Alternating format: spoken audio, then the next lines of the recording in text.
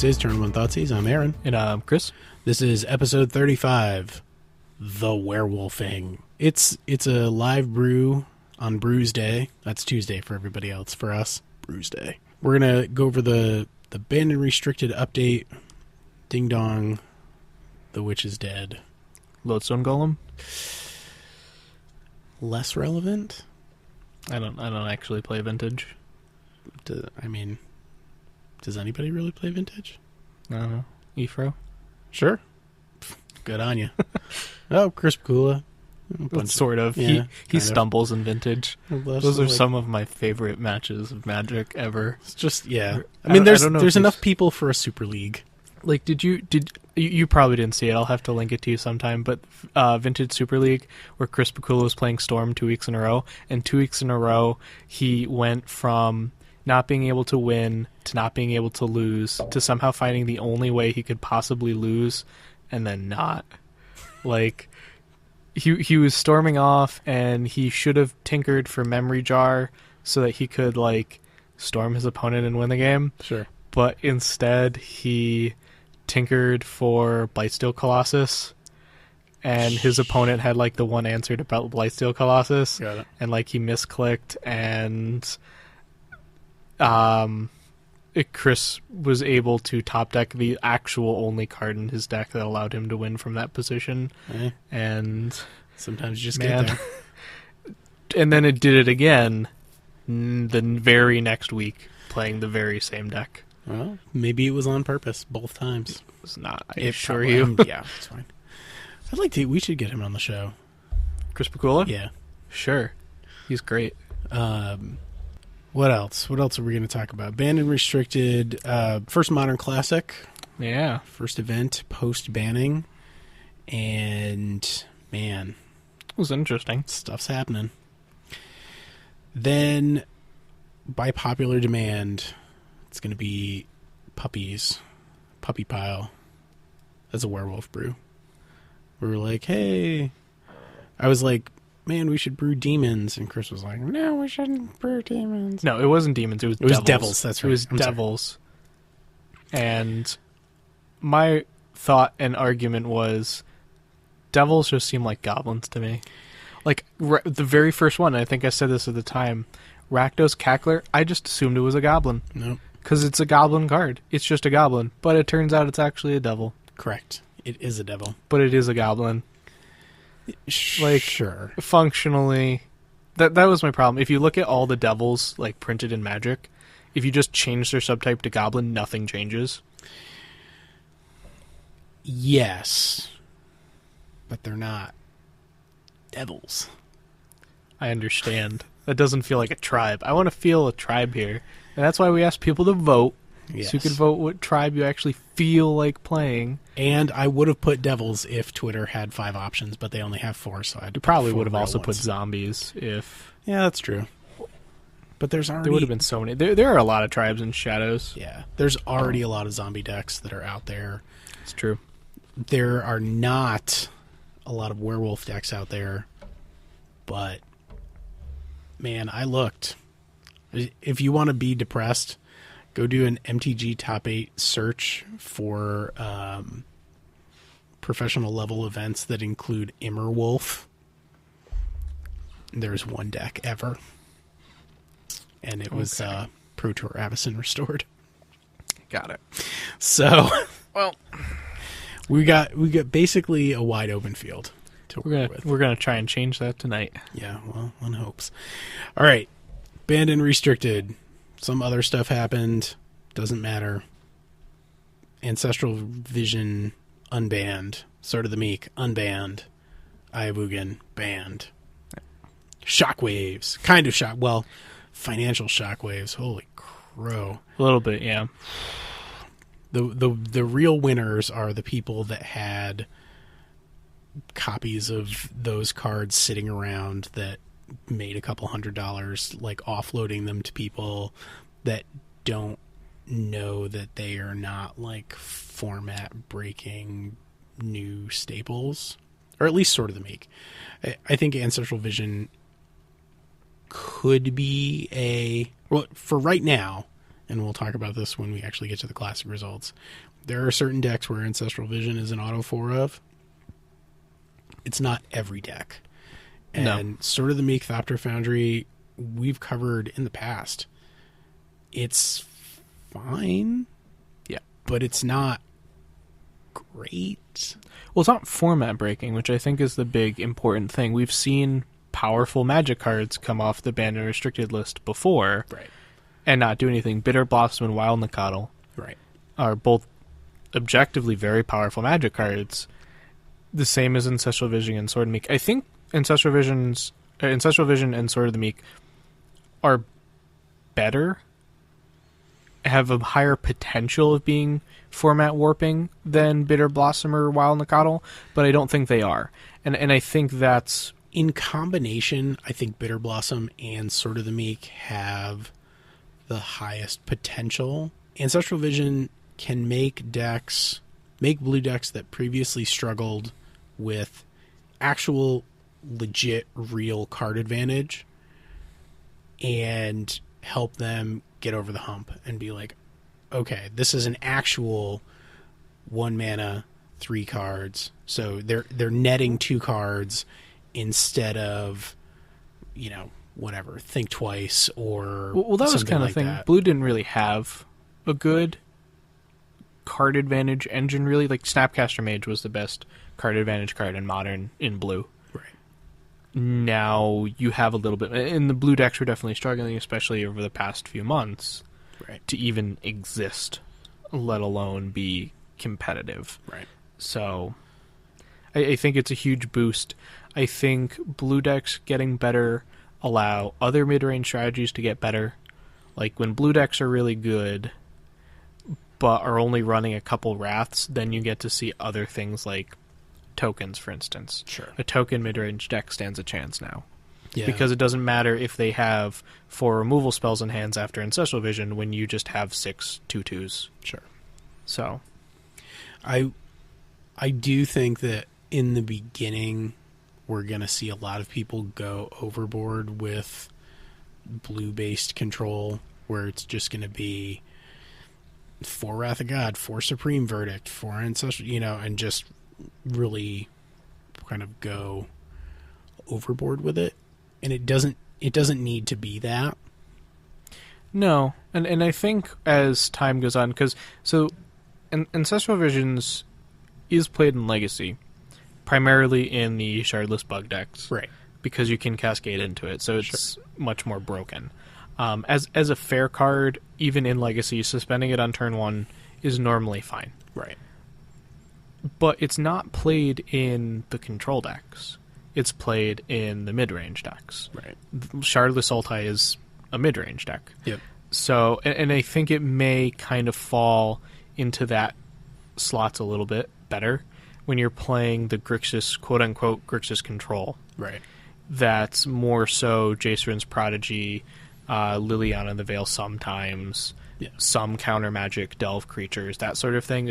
It's really a mid-range deck. Well, it'll be Grixis good stuff. It'll be Grixis good stuff, which is going to be much closer to mid-range than it is control. Yes, because Goblin Dark Dwellers with Ancestral Vision turns out pretty good. Pretty good.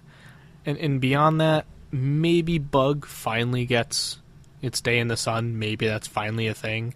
The problem, like Grixis has a little bit better removal than Bug.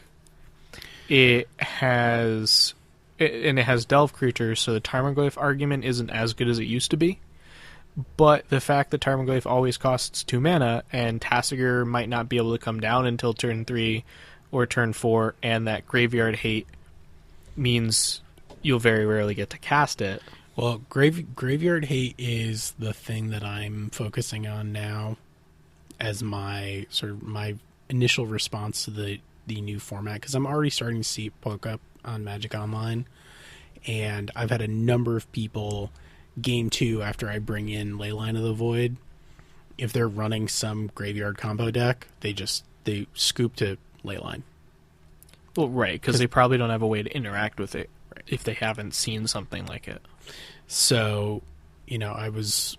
what was it? Oh, I was playing against Jeskai Ascendancy. Okay.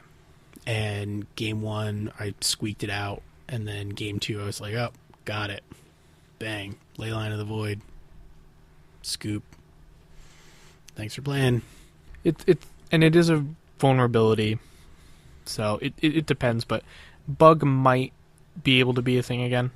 Or, well, a thing in general. It never really was. So it opens a lot of doors. Even some of the Jeskai, depend who you're talking to, it's like Jeskai mid-range control, where really the win cons are Restoration Angels and Vendilion Clicks. Sometimes it'll have a Kiki Jiki for the sometimes combo win. Sometimes it'll be more heavier in the combo with 2 of them. But it's still much closer to a mid-range deck than it is a dedicated control deck. And Ancestral Visions is very good when you're playing proactive removal spells and answers instead of much more of a reactive game. Right. Which is why I think also the unban of Sword of the Meek is so huge, because it kind of gave both types of blue decks new toys. Mm-hmm. Because the more controlling blue decks now have Thopter Foundry Sword of the Meek combo to help stop against some of these aggressive decks after stabilizing a little bit. Right. And whereas Ancestral Visions and Vision in that deck isn't quite as good. Yep.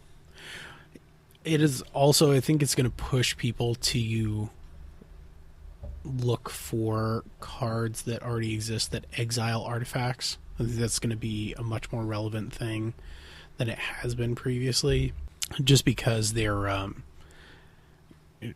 Thopter Sword combo is fairly durable, because you can do, like, if you try and remove Sword of the Meek, they just sacrifice it.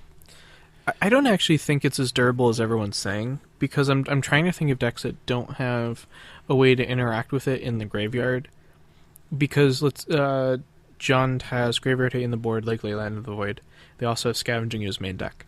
A bug version now that could exist would also have it. Scavenging Ooze isn't good enough, because they can, if they have 2 Thopters, they can, or no, if they have a Sword of the Meek, they sack it, it goes to the graveyard, and then the Thopter comes back. Trigger on the stack, eat it with Scavenging Ooze. Yeah. Trigger on the stack, extirpate it, trigger on the stack, Surgical Extraction. Yeah. So as long as you have a way, trigger on the stack, Fairy Macabre Sure. in Living End. Living End, yep. Living End runs Fairy Macabre as their Graveyard Hate a lot of times. And if you have Leyline of the Void, Rest in Peace, something like that to interact with the graveyard, which you probably should, then that just shuts it off anyway. So I think it's actually very fragile. The thing to look out for is letting them Academy Ruins it back in response to you eating it with something like Scavenging Ooze, Right. or a Surgical Extraction, not an Extirpate. Yep. Extirpate's one with Split Second. Surgical Extraction, and they can Academy Ruins it back. Sure. But That's why I run Extirpate, because Split Second, man.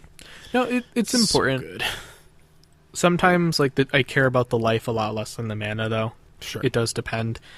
It's deck to deck for me, but I think it's... I mean, obviously, it is very resilient. Like, you need hate for it, but Graveyard Hate just hits so many decks right now, you should just have it. Right.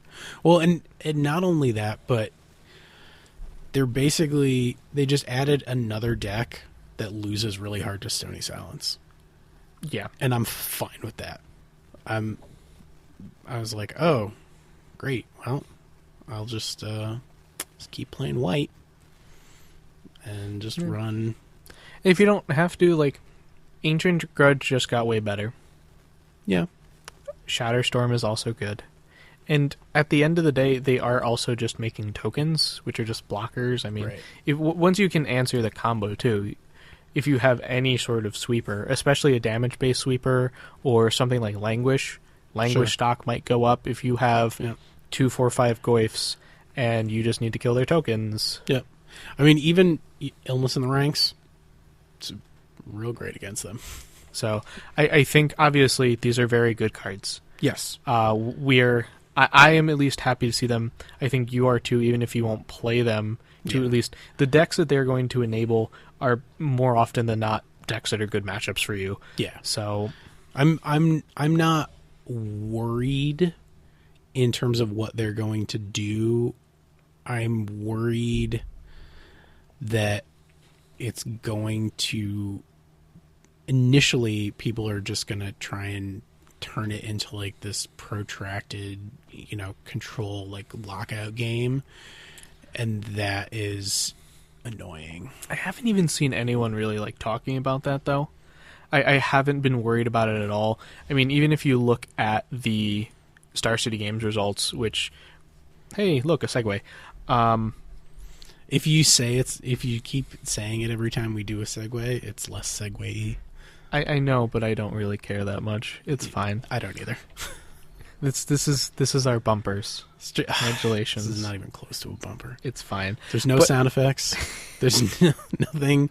Nothing is happening on the sidelines. There are no clowns. It's not whimsical enough for you. There's no whimsy. There's like our whimsy quotient is so low. It's fractional. It's fractional whimsy. Anyway, there were no decks that were just so hardcore. Try to play Thopter Foundry and rat the board and be a controlling prison-like deck. It just, no one was doing that. Some people were doing stuff closer to Gifts Ungiven, Thopter Foundry stuff. That was kind of popular. Gifts Ungiven, well, yes, partly Gifts Ungiven Tron, but Thopter Foundry Tron. Right. I think that was actually the best performing Thopter Foundry Sword of the Meek deck at the Classic. Right. And it came in 14th. There were no Thopter Foundries, Sword of the Meeks in the top 8. Right. Giftstron did get a lot better, and it was already kind of good. Yeah, I mean, sometimes Elish Norn and Iona is just really good. Yes. I mean, Elish Norn is always good. Iona is still really good. I mean, as a 7/7 flyer that can lock out your opponent, she's pretty good. She can shut down a game. But once again, that is going to be a casualty of the increase in graveyard hate. So if you're a diehard Living End player or Dredge, all those decks got way worse. Affinity is going to take a big hit. So a lot of those type of artifact-based or graveyard-based decks are just going to be splash damage from people having to really sort of turn up the volume on hoser type, hoser type hate. I think we probably will also see a Blood Moon resurgence. With 3-color mana bases, like that's Blood Moon Playground. Yes and no. I think so many people are going to be running.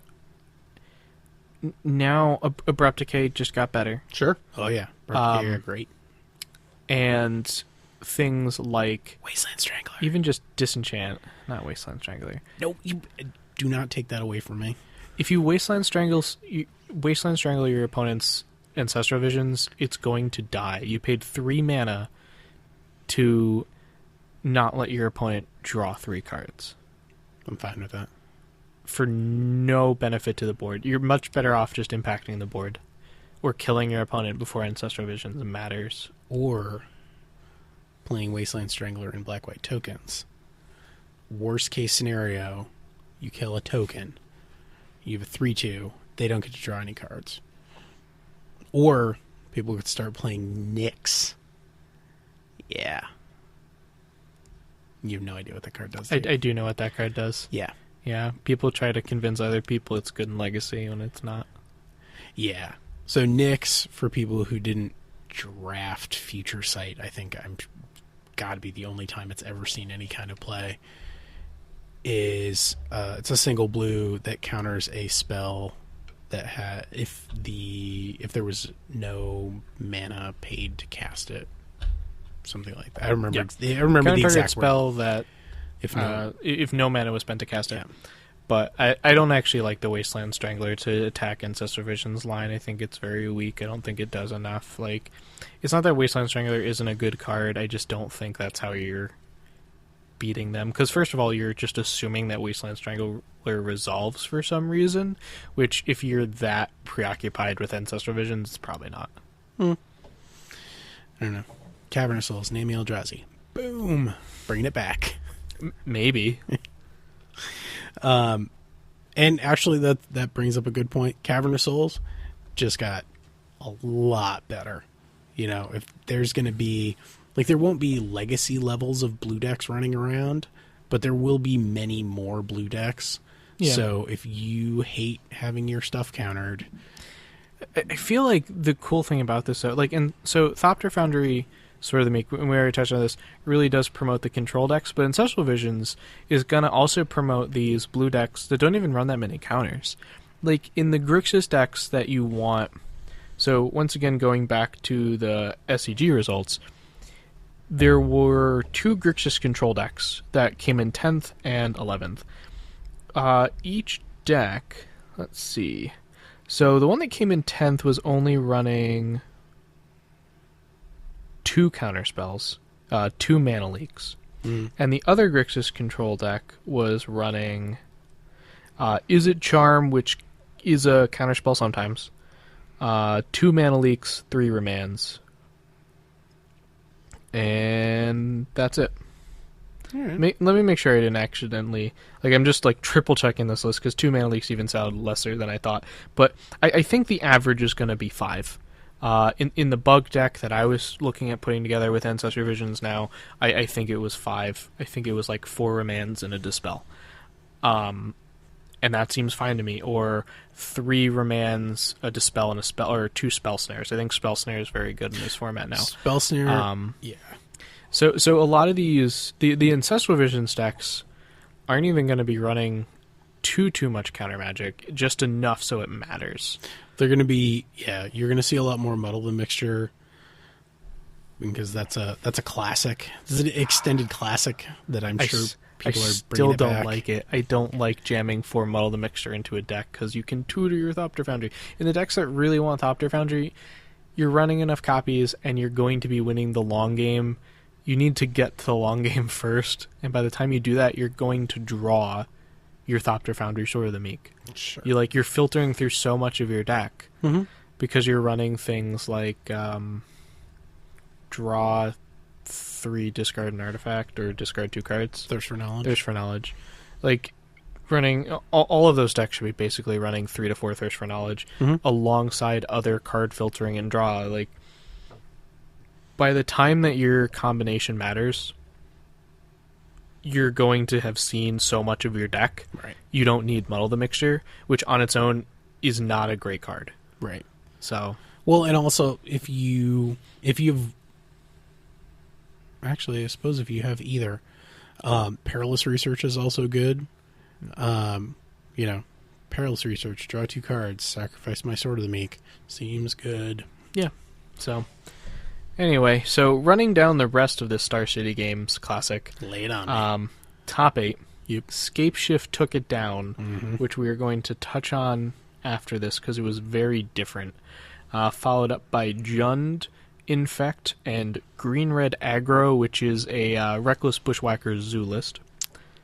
A Burning Tree Emissary into Reckless Bushwhacker list. That's the combo that people have found...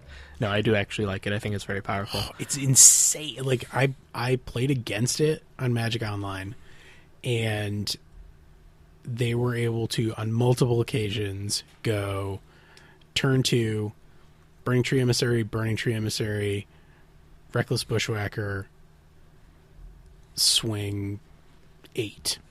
Yeah. If they didn't play anything on turn 1. Right. Which they did. Which they almost always do, and it's always something like Goblin Guide or Wildland Coddle. Yes. So, to round out the top 8, Merfolk in 5th, followed by Infect, another Scapeshift list, Bring to Light Scapeshift, and Abzan Coco finishing it up. So that deck still sticking around after Eldrazi. I think that's why it got so popular towards the end when people knew Eldrazi was going to be banned. It was a good deck in that format, and it was going to be a good deck in this format. But, yeah, I think it's a solid pick. And then just jumping right back to that first Scapeshift list. Very odd. It seemed like it was prioritizing the combo as fast as possible. Right. It didn't run any Search for Tomorrows. It ran 4 Prismatic Omens. It ran 4 Tribe Elders and no other creatures. So no Snapcaster Mages, not messing around with that. Just assuming by the time you have 3 to 4 mana, you should be winning the game. Right. 4 Lightning Bolts, 4 Amans, 2 Farseek, 4 Scapeshift, which is also semi-unheard of. Normally it depends on whether you're playing Bring to Light or not. Right. But generally 4, I haven't seen 4 in a while, and then 4 Serum Visions, and 4 Explore as another ramp option. Sure. With 26 lands, so Explore was probably very good. Yes. Among those 26 lands, 4 Valakutes. So, all right. The whole list was very odd. Well, they can run, with that many Valakutes, they can run fewer mountains. Like, they can afford to draw more mountains because they're going to be able to stack multiple Valakut triggers. Well, they have the Prismatic Omen, which is kind of the even bigger combo piece right there. I don't play Scapeshift. I haven't looked at this version that closely. I don't know how the math works out. I don't know if you get to combo with fewer lands this way, because Prismatic Omen is all lands. So Valakut counts itself. So I guess you can do it with only 6 lands. Okay. And if you ramp twice, I guess you could do it on turn 4. Okay. So I guess it's faster. Can you? Oh no, you can't ramp twice because you have to cast Prismatic Omen. Turn 2 ramp, turn 3 land drop, you have 4 mana, cast Prismatic Omen, cast Farseek. No, I guess you can ramp twice and do it on turn 6. Okay.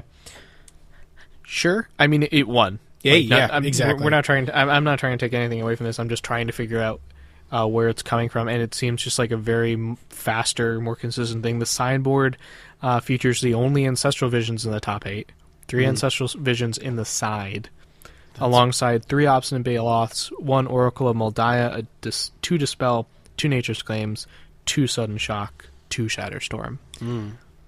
Seems correct for this type of tournament.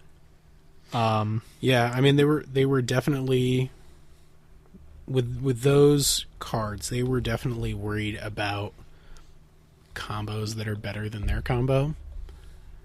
Yeah, or faster. Yeah. And they're trying to be fast themselves, so I mean there weren't a lot of combos to actually be worried about. But I mean Sudden Shock, probably a good choice right now. The deck seems sweet. Yeah. Well, Sudden Shock, we've talked about on a number of occasions. It is mainly there for Kiki-Jiki, but also there for Arcbound Ravager. Or infect creatures, so they can't grow it in response. Sure. It's good for a lot of things. It is good for a lot of things, yeah. But kills Kiki dead. Sure does kill Kiki dead. Kills, I don't know how kills much Arcbound Kiki-Jiki Ravager. we can see. Arcbound Ravager is pretty huge. Because that's the thing, right? Like, how many other instant win... Kitchen Finks, too. It does... It breaks up a lot of those combos. Right. You don't actually Sudden Shock the Kitchen Finks. I think you Sudden Shock one of the other combo Malira, pieces. or whatever. But it does mess up a lot, and sometimes it's just relevant to Sudden Shock. I don't think so much in this deck, but in other decks, Sudden Shock in this modern format, sometimes using it to kill something like a Delver of Secrets might become relevant at some point. So, oh sure, I mean there's Scavenging is even. Yeah, Delver, Flip Delver, Hold Up, Dispel. Sudden Shock becomes pretty good on turn 2. Right. So that scapes were shifted. I do want to point out 2 other decks. One I know you were a fan of, the White-Red Angels list. And I want to bring it up just because... Deck's so sweet. I've heard, seen a lot of chatter online about it. And it recently 5-0'd a league. Yes, it did. And I just just to give the whole story, the person that 5-0'd the league and the person that took it to 30th place at this classic is the same person. So, not taking anything away from him, just, I think one of the reasons he did so well in this tournament was because he had so many reps with it. Like, this is obviously very much their deck. Also, for main deck Leyline of Sanctity and for main deck Blood Moon, solid. Oh, I'm not saying this deck doesn't have things going for it. It's got a lot going on. But like I said, a lot of this is definitely like get your reps in with your deck. And this is also like on a much nicer note. This just goes to show if you have something like this, like your deck, your pet deck, sometimes like if you put in the reps and you know how to attack the format, yep, you can get there. Like maybe this person just saw Gisela and was like, man, I want to win modern games with this 7-mana angel. Good for you. Right. And you did it. Like you won. Right. It's how do I do that? Yeah. And sometimes it's good enough. And if you put in the work, the effort, the hours, it can definitely pay off. So I think that's definitely sweet. Do I think the deck's great? Eh. I mean, it smashes face. I mean, that's the entirety of the early game for this deck is fog, and then like you fog for probably the first 2 or 3 turns, and then your Wraths are online. Yeah, the Wraths are online, Sudden Shock. Yeah, and then it's like Wrath. Actually, it's probably Wrath. See if they can rebuild. If they can't rebuild, then deploy Baneslayer Angel, commence face smashing, and then you can wrap it up with 3 main deck Sudden Shocks, which is insurance against a lot of the combo decks and is uncounterable burn to the face. Yep. You're protecting yourself against discard, which with only 12 creatures, it's a little bit soft to discard if those are your... It's only a little bit soft to discard because more people are playing more Inquisitions and they're not taking any Angels with that. Right. I think it's mostly to also protect against Blood Moon. I mean, protect your Blood Moon. Right. I also really like the basics breakup here because it was paper competitive REL. You have to specify snow-covered basics. Oh, right. Yeah. There's nothing that actually uses snow permanents in this deck that I can see. Nope. But sure does have 9 planes and 4 snow-covered planes. Yep. And, man. Also 1 Cavern of Souls naming Angel. That's pretty cool. Yeah. Yeah, and also, I mean, Riot Control. Riot Control is pretty great. I played it in more decks than I'm proud to admit, I guess. I mean, against, as a one-of. Right, as a one-of. And there's another one on the side. But against any going wide deck, right, it's a very, very good fog. Yeah, Face Shield, Dawn Charm, a card that we've talked about on a number of occasions, just as an all around good white card. So yeah, I'm a big fan of this deck. The pilot's name, I will attempt to pronounce it. I will not. It is Kyriakos Mavroulis. Yeah. Sure. Yeah. It's Boros Angels, or in the classic deck listing it says white red angels. But it's fine. It's Boros Angels, features a lot of very good cards and just so much hate for everything. And it's basically what you do. If you want to smash face with angels and you need to get to that late game, that deck will do it. So, I mean, it is kind of like, it is a formality at that point. Like this deck, if you took that amount of hate and you took out those 12 angels and you put in another win con, you would also win. Angel Stompy was a deck in Legacy for a while, and it was basically this. Yeah. Or similar types of effects. Like you make your opponent not be able to play the game, then winning is a formality. Yeah. So, yeah, I mean, with 4 Blood Moon, 4 Leyline main, and then 4 Rest in Peace out of the side. Yep. there's a huge chunk of the format that you just take care of by default. Yep. So I've, other than potentially having to play against it, I have no complaints with this deck. Absolutely. The last deck I want to bring up is mostly for a one of that I think you'd very much appreciate. Lay it on me. Sultai Control came in. Somebody play with Gitrog Monster? No, that'd be really bad because this deck's running Dark Confidant. Oh, yeah, that would be bad. That'd be pretty bad. So, Sultai Control, Dark Confidant, 4 of 2 Scavenging Ooze, 2 Snapcasters, 4 Tarmogoyf, 2 Kalitas, 3 Liliana, and then a bunch of really good bug-colored removal, 4 Ancestral Visions, 1 Is that an Imp's Mischief? Oh, yes! Ahren, do you want to read Ancestral Vision? Remember that does say target player draws 3 cards? Oh, that is a kick in the pants. I love that. Yeah, I thought you'd be pretty happy. I saw it, I'm just like, you know what? I'm really considering it because so like live the dream moments aside.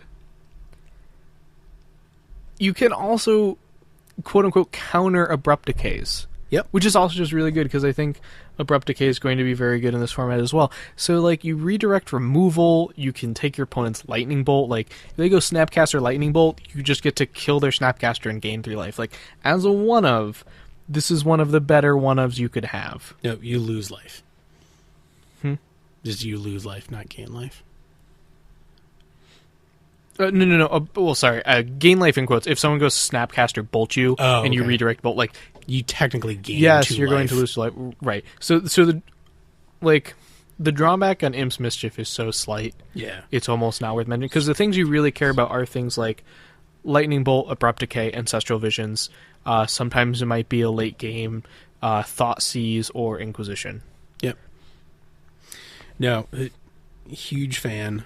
I play these in Magic Online. I was messing around with a lot of the redirect type effects. Okay. And they are occasionally very good. Actually, the super duper upside of Imp's Mischief with Ancestral Vision is you don't lose any life. Okay. Yep. It's just free. It's just super, like, the whole thing is, like, super... Not even win more. It's just, like, the thing that you really want to happen, even though you don't need it to happen, but that's fine. As a fun of... Absolutely. It's... Because they're still... It's not like... They got there and they went, okay... I'm already running all the good cards. I mean, and they're running a second one in the board. Oh yeah, I forgot about that. Yes. All right, Alan Norman, you are this week's my hero.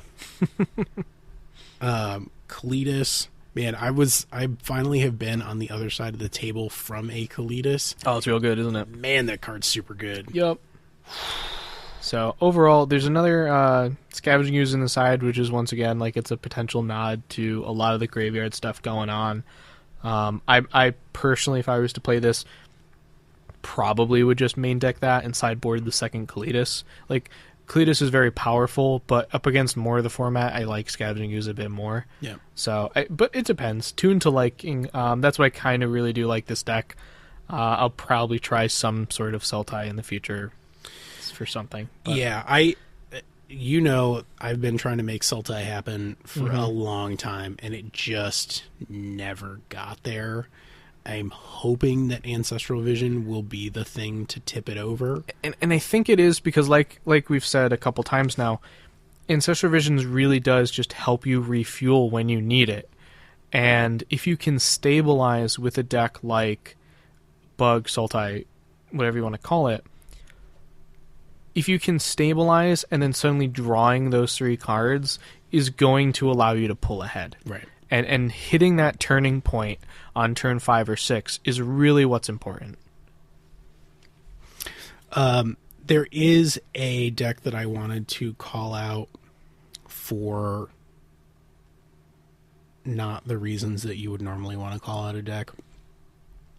One of the dark sides of sort of the Meekthopter Foundry, stop trying to make eggs happen. Eggs is not going to happen. You just got these new toys, and you're like, oh man, let me remake eggs. That is how things get banned. So, do us all a favor. Stop trying to make eggs happen, or they'll ban Kirkland Ironworks, and it will only hurt you. And then everybody will be happy, except you.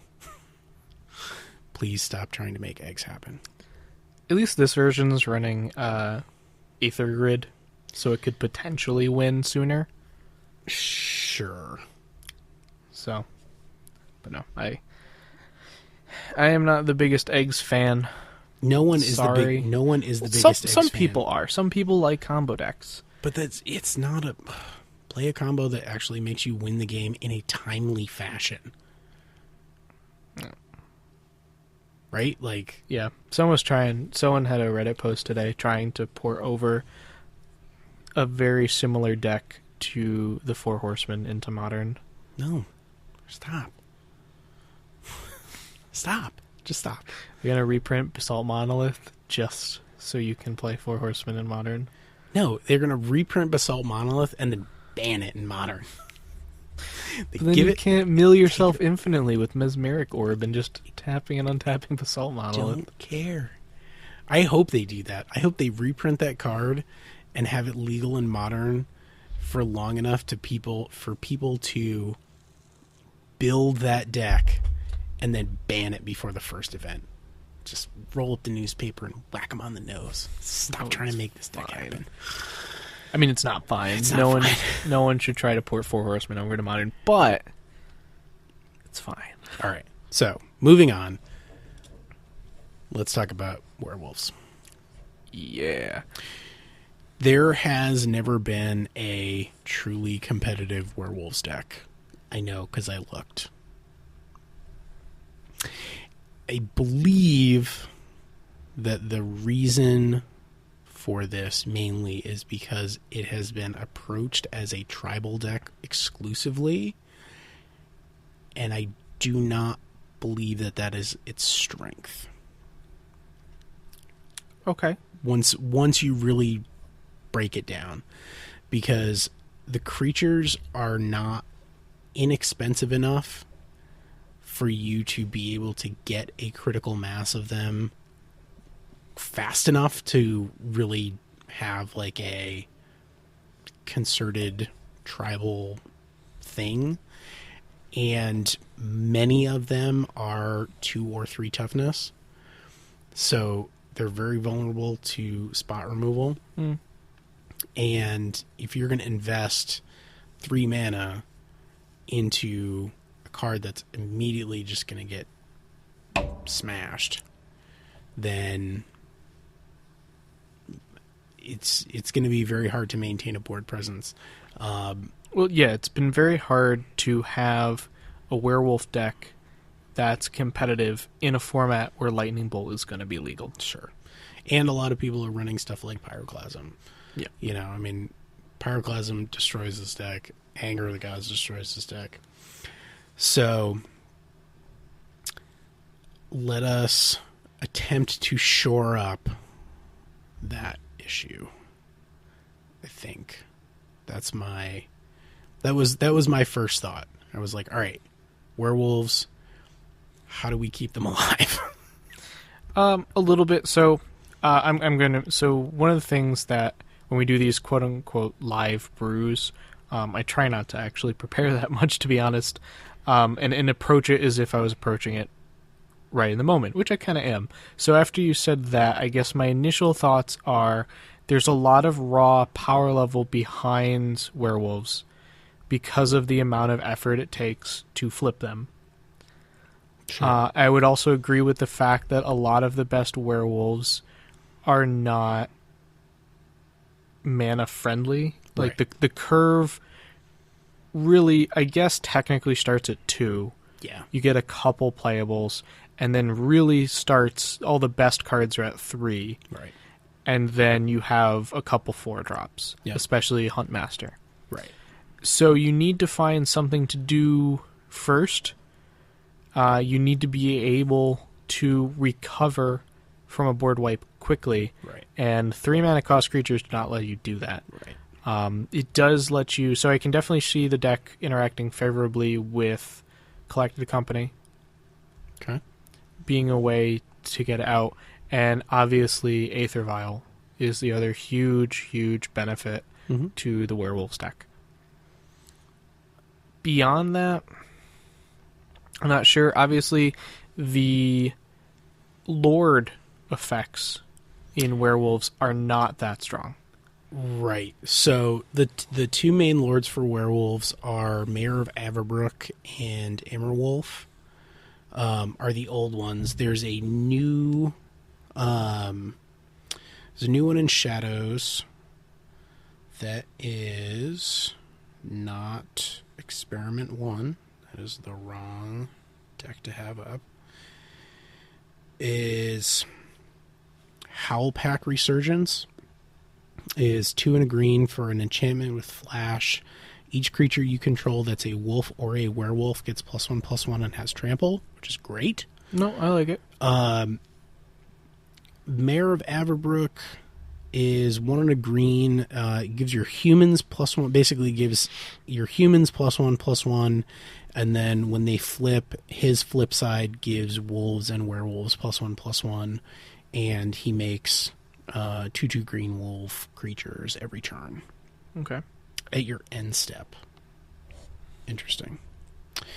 Immerwolf is a very problematic card in my head because one of the big pickups for the deck from Shadows is Gaia Reach Bandit. Yep. That we talked about before, and Immerwolf basically stops that. So Immerwolf is a 2/2 for 3, 1 a red and a green, which is sort of like a dorky casting cost for a 2/2. Yep. It has Intimidate. Other wolf and werewolf creatures you control get +1/+1, and non-human werewolves you control can't transform. So the good interaction is if you have Immerwolf and Gaia Reach Bandit, you can, and Gaia Reach Bandit is already flipped. No, Gaia Wolf Bandit can flip with Immerwolf in play. Right, but what I mean is the flip side of Bandit is the one that lets you flip them automatically. Yep. So if you have Immerwolf out...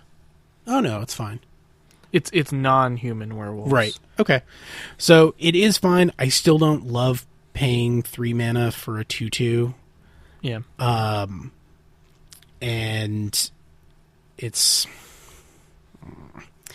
I don't know. I just don't... I don't love it. No, neither do I. It would be on my maybe list, I guess. Yeah, when I'm looking at these cards, for raw power level, because when I'm just starting on a deck, I want to look at raw power level first. Like, why am I doing this? Right. And the big payoff definitely seems to be the Reach Bandit for sure. Yeah. If we have a critical mass of creatures, the Reach Bandit should definitely be in. Yes. The slightly bigger one for me is actually the Silver Fur Partisan. Yes. Yep. As far as raw power level, I think Silver Fur Partisan and why is it escaping me? 4 mana, gain 2 life, make a wolf when it comes into play. Huntmaster of the Fells. Huntmaster and Silver Fur Partisan seem like the most powerful cards you could be playing. Yep. In the Werewolves archetype. I don't know how to... Mondrian Shaman would be on my list in the curve of Gaia Reach Bandit into Huntmaster of the Fells into Mondrian Shaman. because then you can immediately flip her into a 5/5 that pings your opponent for 2 every time they cast a spell.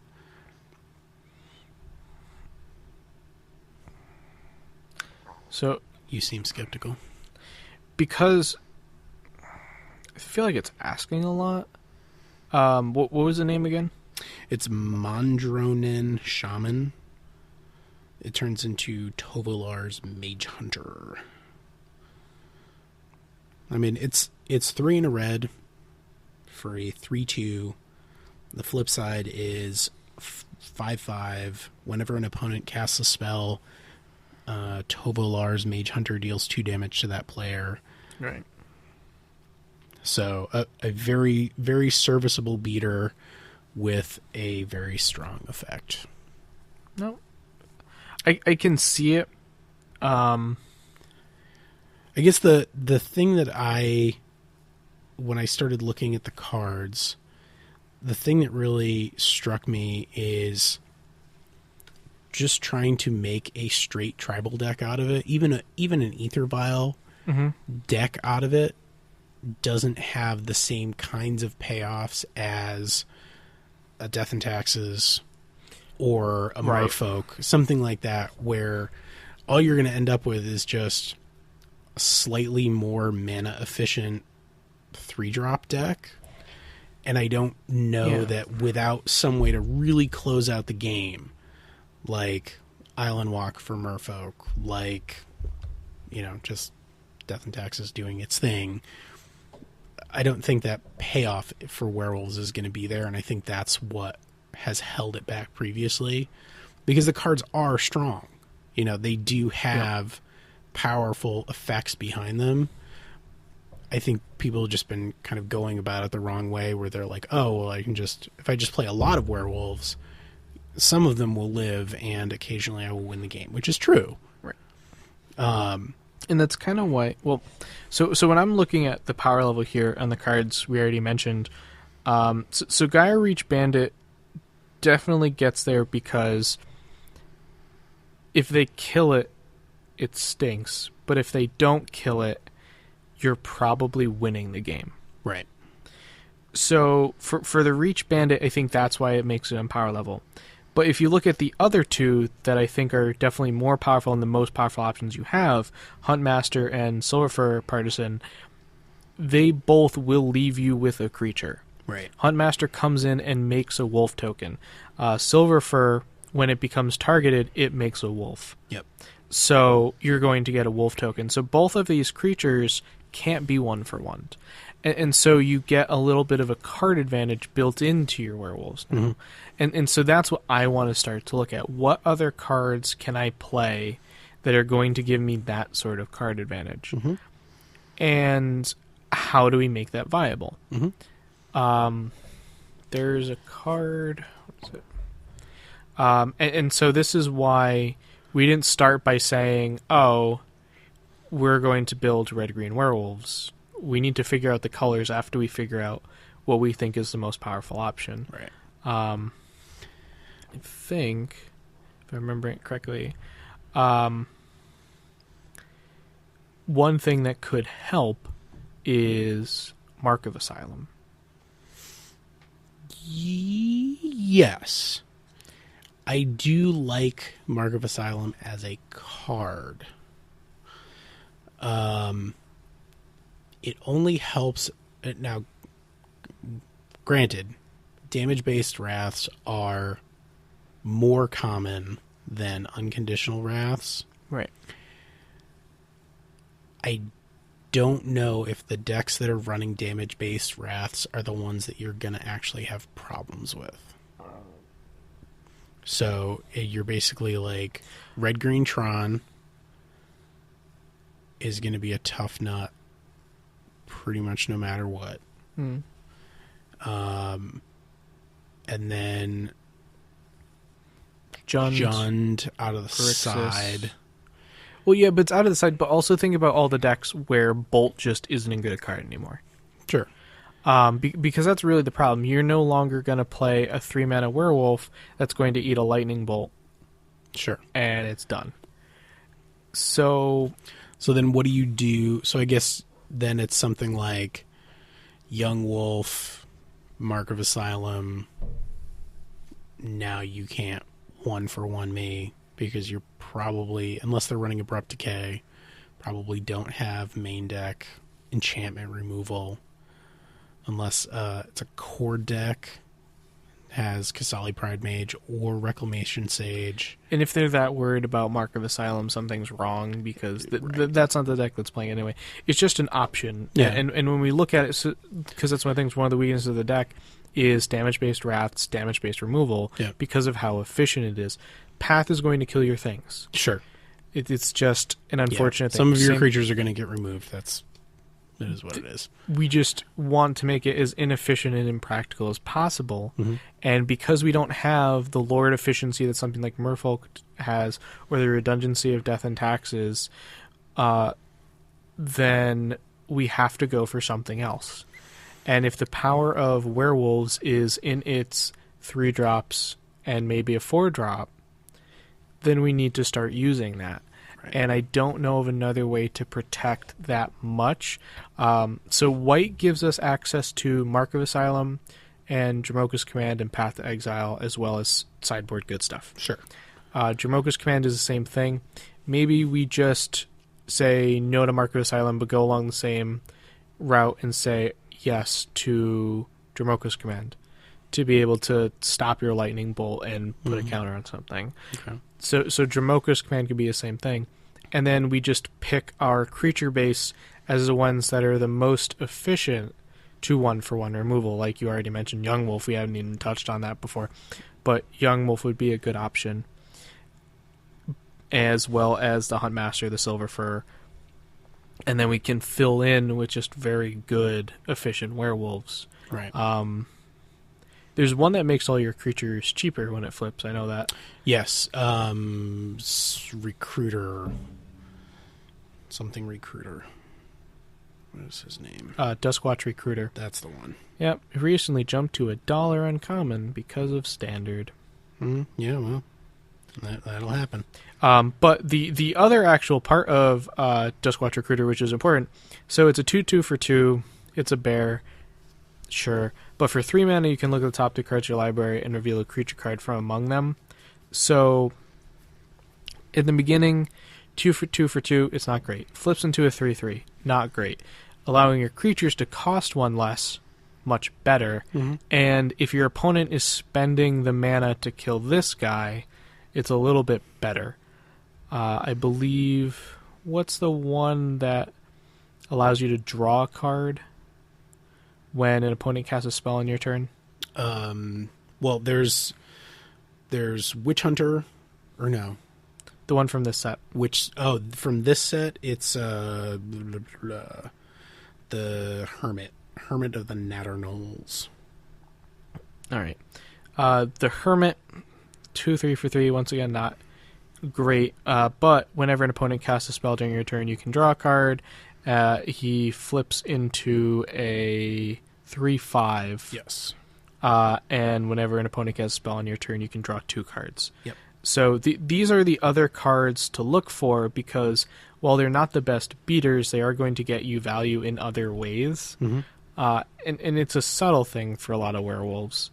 I think the thing that we can just agree with right off the bat is simply making red-green werewolf beaters is not the way to go. Right. It's kind of like a much more aggressive mid-range than anything else. Sort of like the medium zoo lists. Right. Except you're running a little bit more benefit with the werewolf synergy going on. Mm-hmm. I think with Silver for Partisan, if that's in the mix, I think it's definitely worth looking at maybe not straight pump spells, but almost like a heroic type build where you're going to be getting extra value out of, saving your guys. So something like... well, that's why I like Dromoka's Command too. Sure. If you're targeting it. Well, because it's just a good card, but it also does target, and you might be able to get a wolf from it as well. and beyond pump spells, even something like a fight spell as a removal option Right. would be much better with the Silver Fur Partisan if it's going to live. Yes. Okay, so the other thing about Silver Fur Partisan is multiples. Like if you have two of them on the field, Yeah. you're just going to be getting such value. So what do you think about blue? I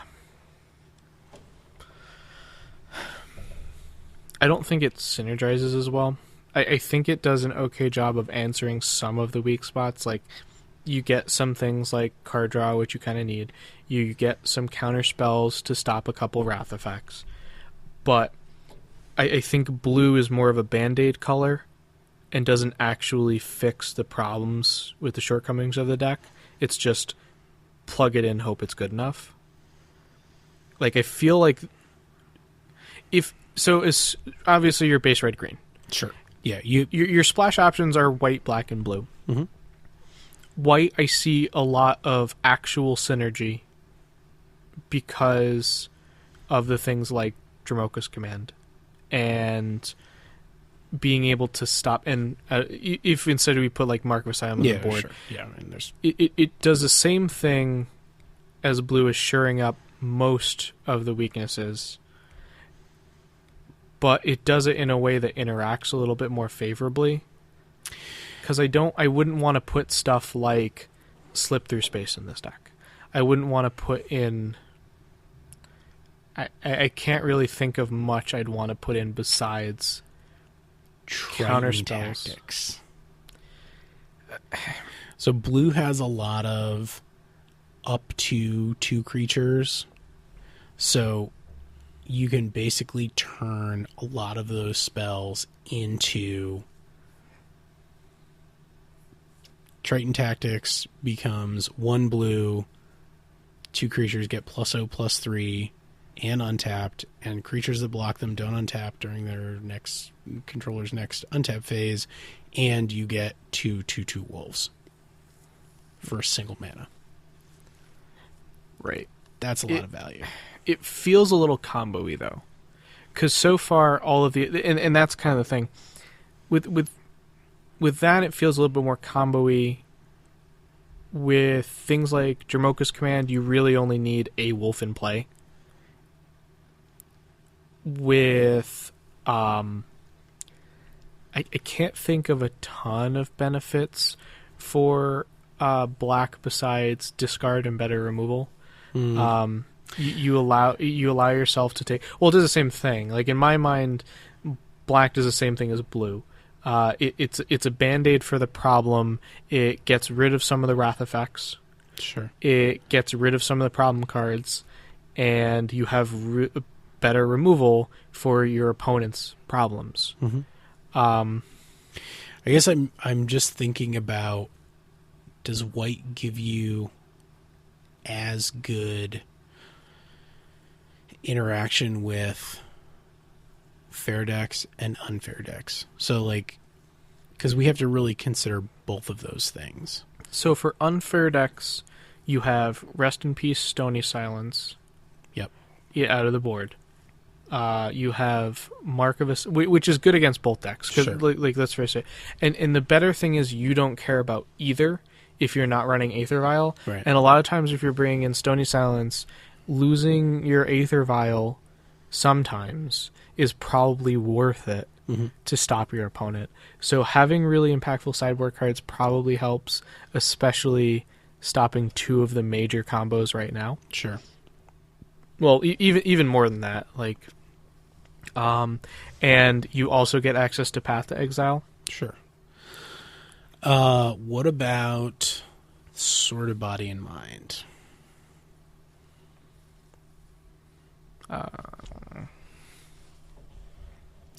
What's the advantage? Oh, to give you the wolf. That's right. Right. So it gives you wolf. It gives you an alternate win con in the mill. If you, if you really stretch it. But swords are not the worst. They're not. So free wolf, and the mill is what it is. I mean, it's basically extra in this deck. It's extra text on the card unless we were going to go really deep and run like Visions of Beyond, right? Which I don't know if it's really great. Since we're making tokens, I would probably, if we were going to run something like that, probably run like Perilous Research. Because, whatever. Sack a wolf, draw 2 cards, fine. Right. In my wildest dreams, we find some way to run Raised by Wolves. Yeah. I know, I've played it. It was in Conspiracy, right? Or no, Born of the Gods. Yep. Yep. But, so it's a 5 mana enchantment. Not great. But you get 2/2/2 wolves. You actually get 3 2/2 wolves if you have a Silver Partisan on the field. No, Partisan's only... Instant or sorcery. That's right. I'm sorry. So you get 2 wolves plus whatever creature you put it on gets +1/+1 for each wolf that you control, which there should be plenty of wolves on the field. I wish it cost 4. Yeah. But it's an uncommon that's designed for draft. Right. I get it. But man, if only. Well, that's so. I think in the world where that is possible, Xenagos the Reveler is probably in the mix somewhere, because he's going to, like, in the curve of, let's just, so Young Wolf, Recruiter, Guy Reach Bandit, Xenagos, or actually probably, let's say Silver for Partisan in 3. So Young Wolf, Recruiter, Silver for Partisan, Xenagos Plus is going to give you 3 mana, cast your Guy Reach Bandit, and then next turn plus play Raised by Wolves and have your mana left over to whatever, cast on Master probably. Like that's a very strong play sequence. Unless your opponent has a ton of spot removal. Like if they can 1-for-1 each of those things, then your plan falls apart. If they can't, you're going to be pretty close to just smashing in with a ton of damage. And even if they do remove it, if they start removing stuff after Silver Partisan hits the field, you're still going to end up with wolves. You're still going to get extra mana from Xenagos. Right. You're still going to be able to play, whatever. Even if you wanted to play something like Wolfear Avenger, it's probably a little high for what you get, but I mean, it's a 5 mana 7/7, so it's pretty good. Like, it'll close out the game, right? No, it will. So that's kind of what I'm envisioning, and so I guess if that's where we want to go, then we need to figure out what the splash color is that gets us there. I don't know if Xenagos is the real answer, though. I mean, he represents a lot of value for a fairly modest investment. in this deck, he's most likely going to be free. Like, you're going to probably get a 4-mana rebate by casting him. Not on turn 4, though. All right. Like, So, that's kind of the thing. Like, a lot of this deck is fairly slow. right. So you need to make sure that you're always going to get as much value as possible. As much of your things...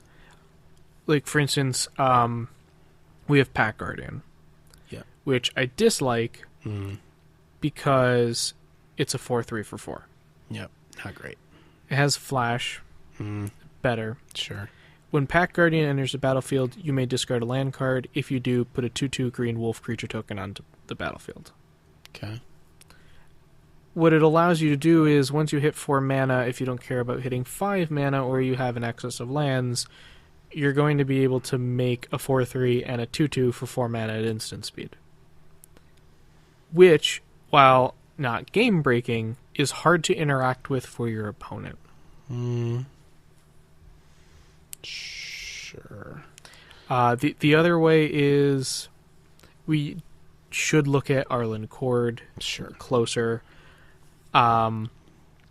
Just because the Vigilance can matter, the Pump can matter on her. So 4 mana Planeswalker, +1 is until in turn up to 1 target creature gets +2/+2 and gains Vigilance and Haste. The Haste is almost never going to be relevant at the turn she comes down. Right. Or she can immediately 0 and put a token into play, and then she transforms. She'll have the same 3 loyalty, which is very unfortunate because it means she can eat a bolt. Right.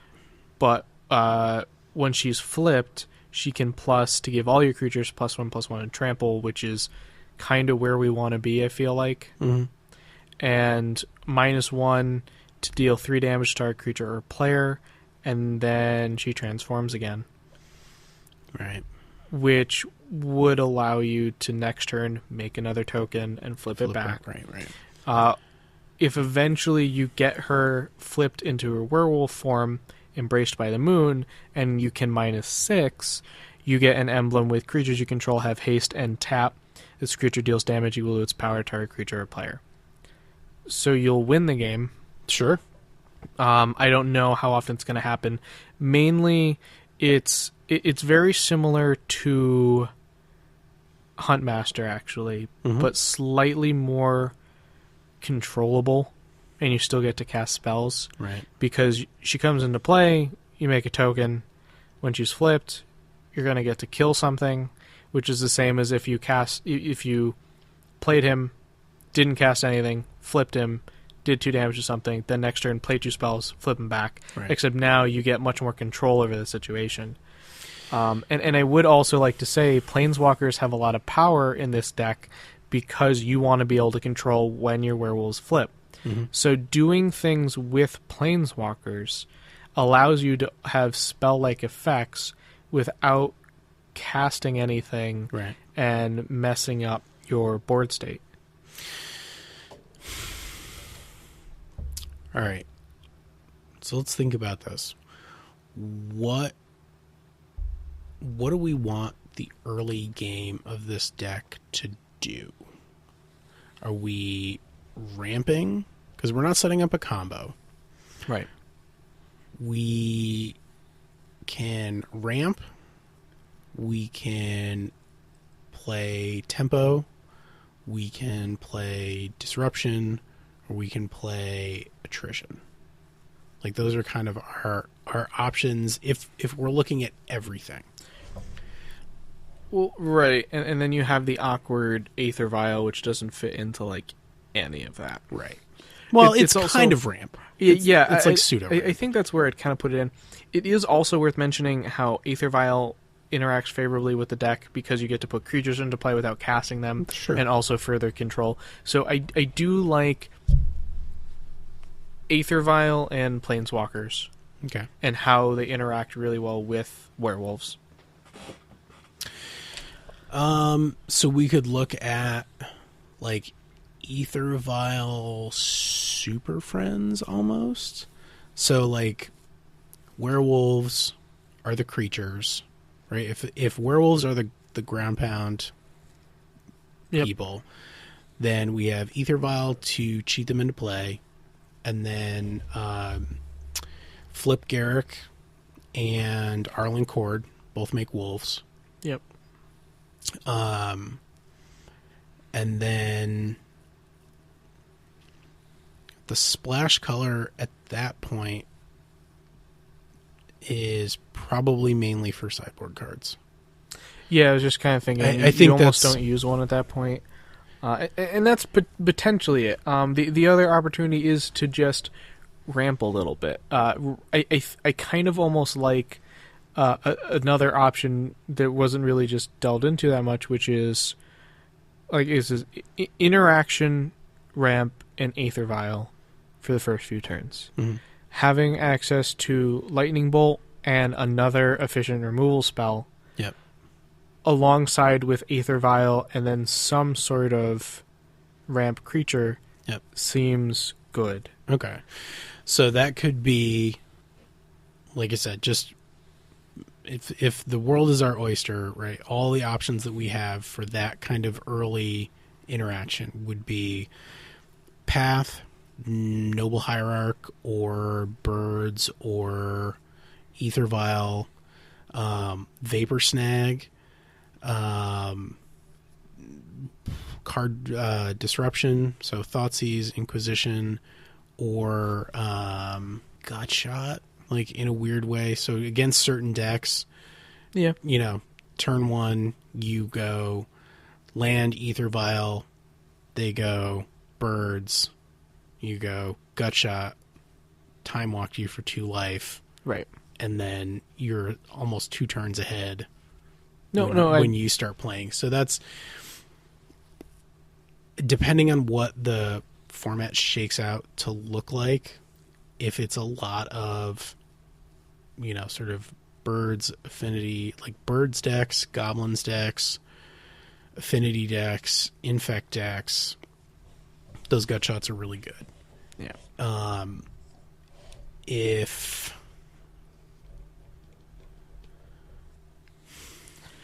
I think I'm trying to also look at ramp. I don't know if limiting it to just 1 mana ramp is great either. I think if we're trying to make our deck as resilient to spot removal as possible, adding more Birds of Paradise and Noble Hierarchs don't seem great. no. And running a form of ramp that's less likely to be able to interact with is much better to me, whether that's something like Seder Wayfinder or Could be Wayfinder. I mean, even Search for Tomorrow. Search for Tomorrow, is it 2 counters or 3? I believe it's 2. Okay. That helps a little bit, because that means, because our goal really should be it's tough because we're ramping into 3 drops, which really want turn 1 acceleration. But if we're playing Aether Vial, and we're just as okay as playing 3 drops while holding up Lightning Bolt, Path, Vapor Snag, Dismember, something, Yeah. that's probably just as good to have ramp that's very hard to interact with on turn 2, instead of ramp that's very easy to interact with on turn 1. Right. So what does that theoretical sequence look like? Turn 1, suspend, Search for Tomorrow. Turn 2, Ether Vial, tick down 1. Turn 3, extra land, Ether Vial on 1. So essentially 3 mana, quote unquote. If you have a 1-drop, I don't know how many 1-drops are in this deck. Probably it Young doesn't Wolf, look like much. Village Messenger is one of the new ones from Shadow. It's single red for 1/1 haste, and it flips into a 2/2 menace. Okay, the menace might be relevant, because you're not going to want to waste 2 blockers on it. No. So that's something. Another sequence would be turn 1 Ether Vial, turn 2, explore, Ether Vial on 1, Violin, Village Messenger. He has haste, swing for 1. And then next turn, question mark. Right. Hit 3 lands. So you have 3 lands on turn 2. You essentially have, quote-unquote, like 5 virtual mana. If we're playing Village Messenger, though, that seems much, much more aggressive. Like, that doesn't go in the Planeswalker version of the deck, really. No. So that's kind of... Well, that's an important thing. So what does... So we'll kind of table the Planeswalker version. Like, that looks like an okay way to delve into it. The contrary would be a much more aggressive version. What does a Tarkus command do in this deck? It's ramp, burn. It's not going to save your creatures from most, like, it'll save them from Pyroclasm, but it's not going to save them from Anger or Lightning Bolt. So, in my head, that makes it less good. Okay. If we aren't going to play as aggressive, even if Planeswalkers are not, I think Oath of Nissa could be a turn 1 play that's fairly solid, or even a turn 2 play after Ether Vial. And actually, it even gets better if you play Ether Vial on 1 and then Oath on 2, because you'll be able to pick the card that you want to vial in the next turn. Right. I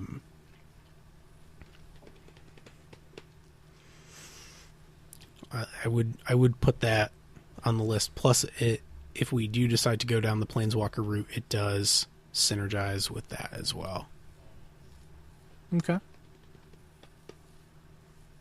And it also gives us card selection without needing to go into blue.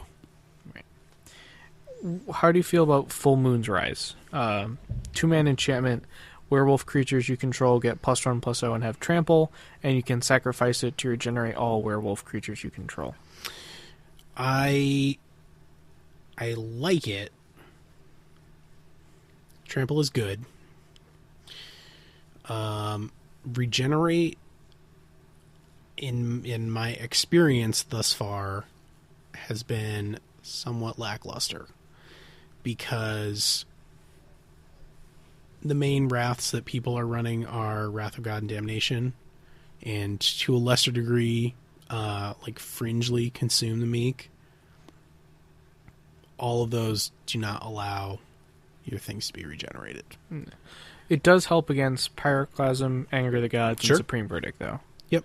So it's just how much of those do you expect to see over the course of a large tournament? I don't like it main deck, because on the play it will be on time, on the draw it's going to be a turn late. So if they're casting on turn 3, your werewolf deck isn't coming out that fast anyway. Sure. So their Pyroclasm is... If you go like Young Wolf, turn 2 this enchantment, their Pyroclasm is killing 8 creature. Right. Or their Anger of the Gods killing 8 creature, so... I like it, once again, in the more aggressive version of the deck. Yep. I think I like it. Beyond that, I'm not sure. Actually, the more I look at it and think about it, going more hyper-aggressive might actually be a better route. Like Kessig Forgemaster. 2/1 for 2. When it becomes blocked by a creature, it deals 1 damage to that creature. Oh yeah, I saw that one. So it might trade up, potentially. It depends. And it transforms into a 3/2 that whenever it gets blocked by a creature, it deals 2 damage to that creature. So... I don't know. I feel like the aggro deck, it's not going to be as, like, an aggro deck full of 3-drops that rely on your opponents not casting spells in a proactive format, I think is going to be a bad proposition. Yeah. It's definitely tough, and this could be what has held it back before. So the only thing is, there are a lot of 2-drops that seem fairly good. I don't know if it's enough, and I don't know if simply adding the big adds, things like Silver Partisan and the Reach Bandit, I don't know if that's quite enough to push the aggressive deck over the line, and I've mostly just seen the aggressive versions of the deck before, personally. Right. Well, and they're not, it's like the 7th best tribal aggro deck. Right. You know, and there's nothing, aside from Village Messenger, there was nothing in Shadows that really pushed the aggro strategy like into the stratosphere. Like they didn't get multiple 1-drops with haste. They didn't get, you know, cheap 2-power creatures that have upside or something. You know, it's still not there. Still missing something. I think, and this is something we talked about in the set review, the interaction between Silver for Partisan and Wild Defiance, I feel like is probably too good not to include. I think I didn't agree with that. Oh, well, Wild Defiance by itself is okay. I don't think putting it in, counting on Silver Fur, once again feels a bit too combo-y to me. Well, it's always good. Sometimes it's going to be great. It's okay. It puts you in the same problem as it does less for you against Wraths than other options we've already looked at. Sure. Like if you're just worried about Lightning Bolt, Wild Defiance is very good. If you're worried about Wrath effects, there are probably better options. Mm-hmm. So it really depends on what you're worried about. Wild Defiance still doesn't do anything about Terminate and Path to Exile. Right. I mean, Silver Fur kind of just already protects itself fairly well. As does Huntmaster by already getting you value. Right. I'm not sure how to get more out of Silver Fur, because the best situations are always going to be when you can target it. Right. As well. So I'm not sure. And also, I'm not sure. So we've kind of like narrowed down. So we're going to go more of the Planeswalker route. Like we can just regrouping here for a bit. Yeah. Go a more bigger mana route with Werewolves, because it's not going to be as good of an aggro deck. Utilize a lot of the cards that are going to generate value or make tokens, that sort of thing, and try to make the deck as resilient to spot removal as possible. Yep. Great. Now the hard part, figuring out how to do all that. Right. Step 1. All right.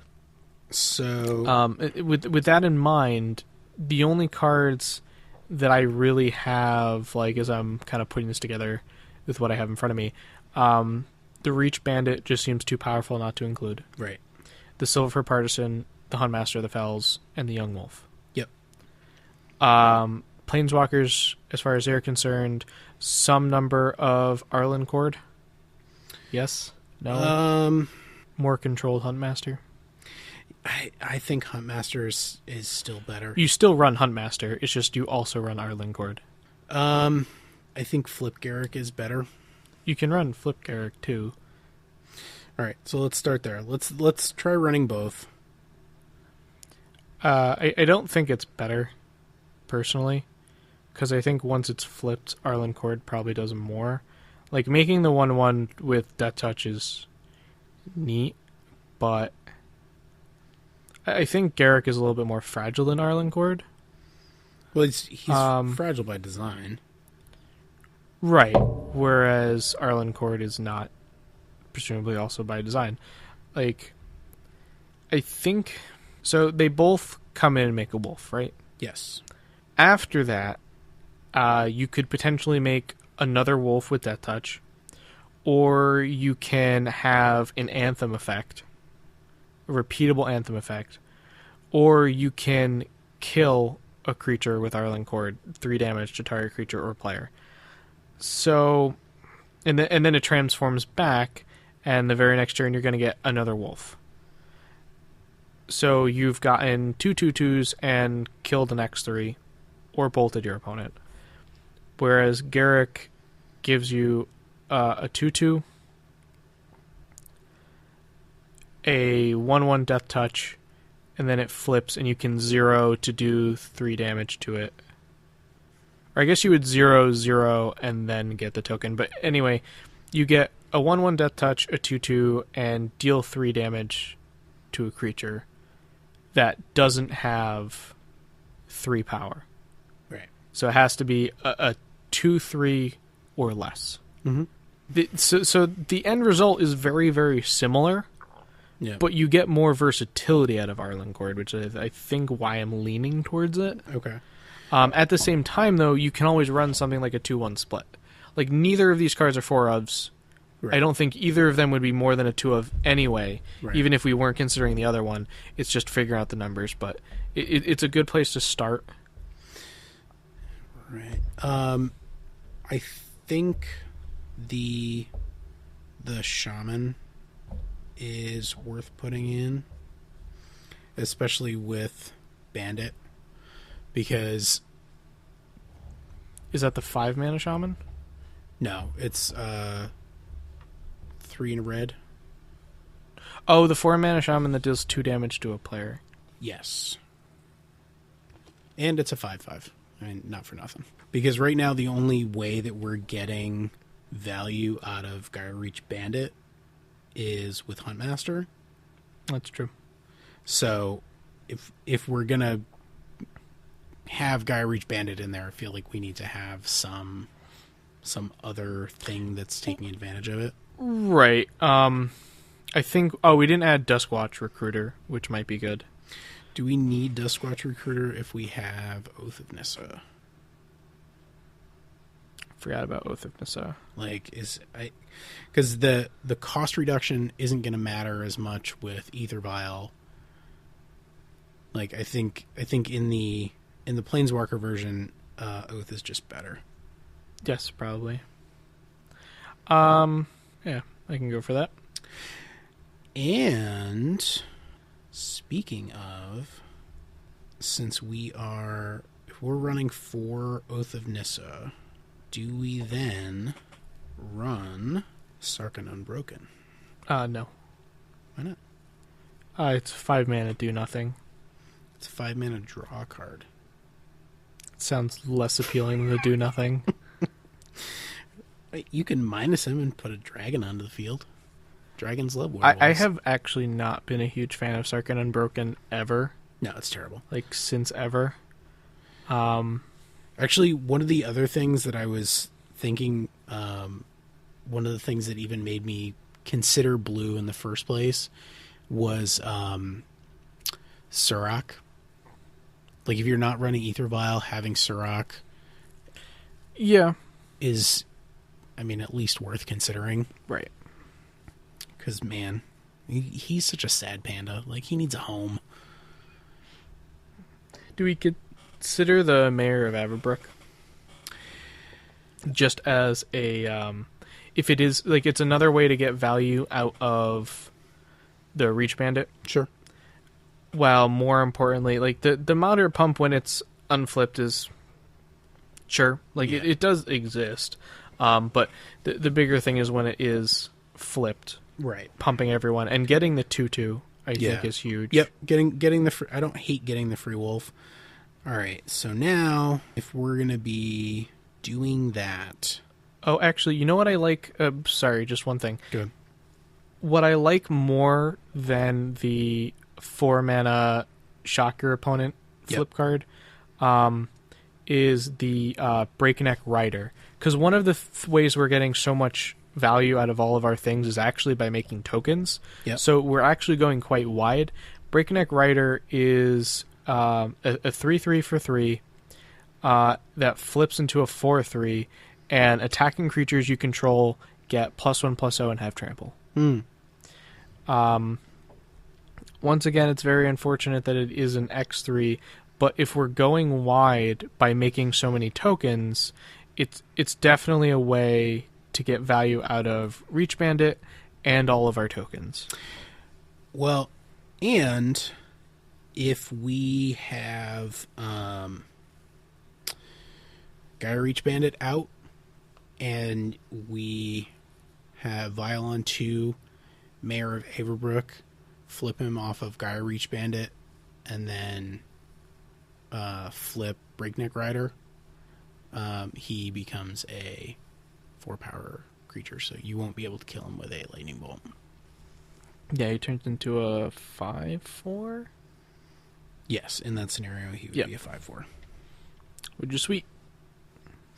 And even bigger when he attacks.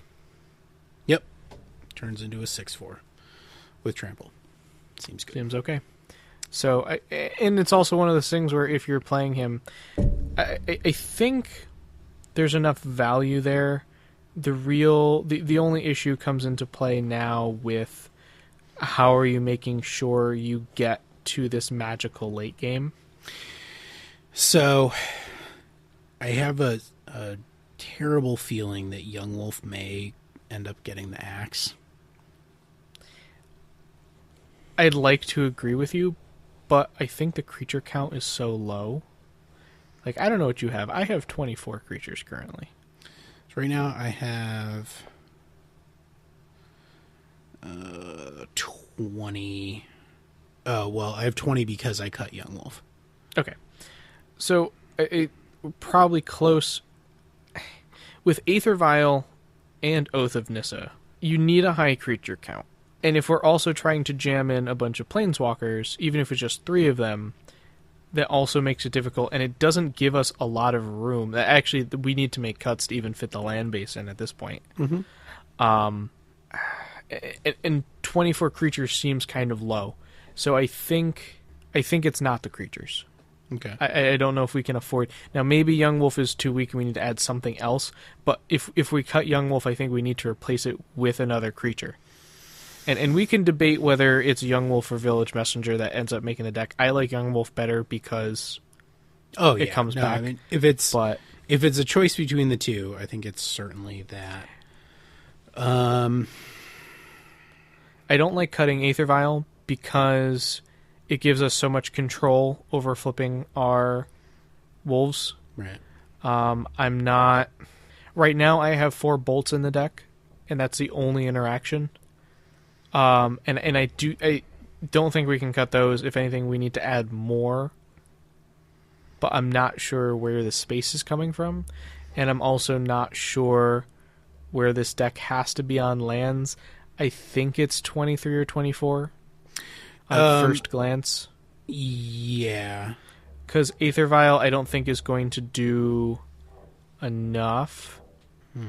I think our original version of saying Planeswalkers or bust might have to go and be more creature-based again.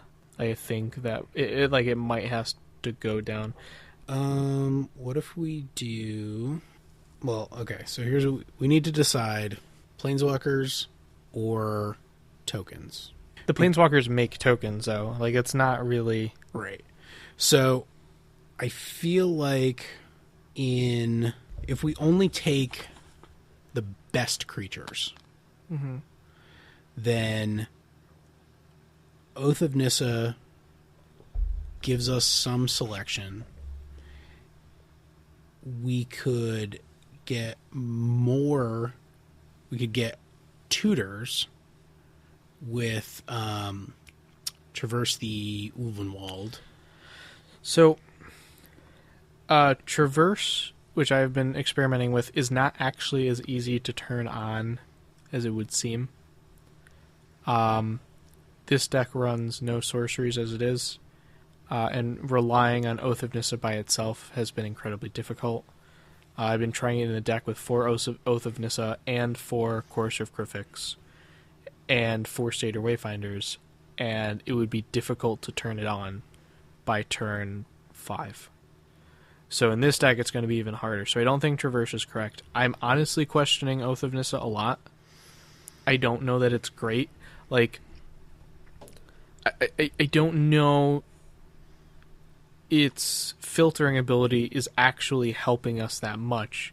since most of the cards in this deck are just generate value, take advantage of value. Sure. And that's it. So what about Garruk Wildspeaker? I like him less than Arlen Cord.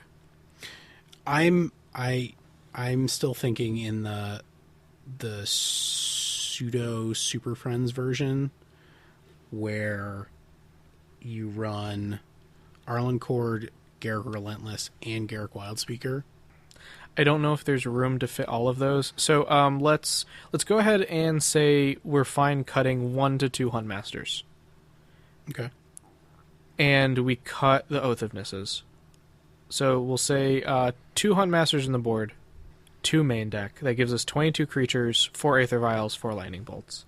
Odds are we're going to be running 23 to 24 lands. That gives us 6 to 7 free slots for extra removal spells, and then Planeswalkers. All right, let me just make sure we're at the same place. So I right now have 22 creatures. Yep. 4 Aether Vials. Yep. And let's put some lands in there just as placeholders. Let's say 24 lands to start. Yep. So that leaves us with 10 slots. If you don't, I'm assuming we're going to be putting Lightning Bolt in. It's too good not to run. That should take up a lot of our interaction places. All right. So now we have 6 slots for more interaction and Planeswalkers. And that's kind of the problem that I'm looking at. There's just not enough space, and I think it's better to take advantage of the creature synergy. But I definitely want some Planeswalkers to get more value late game. Because honestly, looking at the deck and thinking about how it plays out, it definitely needs some interaction. And I think part of the powerful part of this deck is also a matter of presenting some threats that are actually threatening. Sure. Especially with other werewolf creatures that our opponent has to answer them. Because if our opponent is just not doing anything, the deck is going to be aggressive enough with the werewolves to just run them over. All right. So here are a couple of options. With Silver for Partisan, I'm trying to look at stuff that generates some kind of token advantage. And so like basically a 2-for-1 in the right direction. So Coordinated Assault is one of the up to 2 target creatures.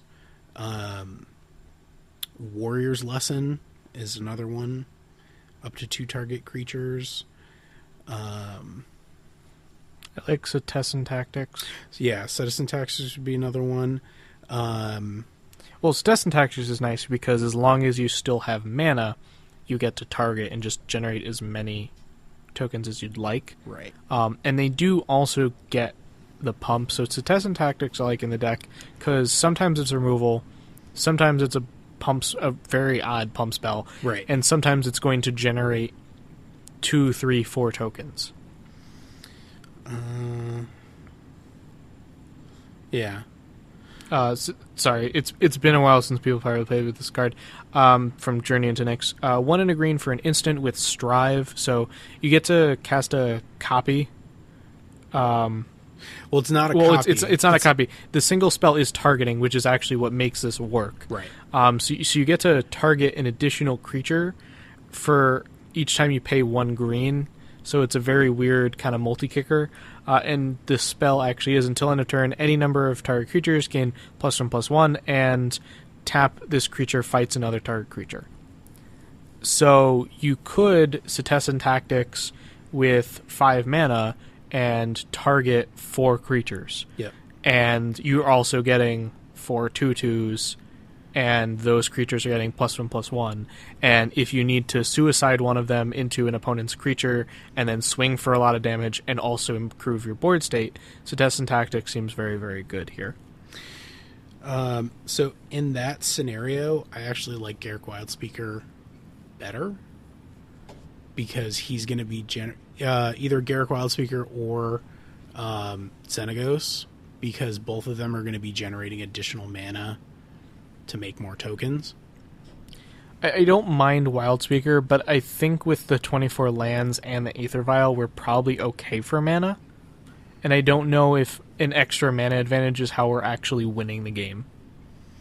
I don't know. I think Garrick's ultimate, because it's so cheap and impactful, is probably one of the ways that we win the game. I mean, Arlen Cord also pumps your team and gives them trample.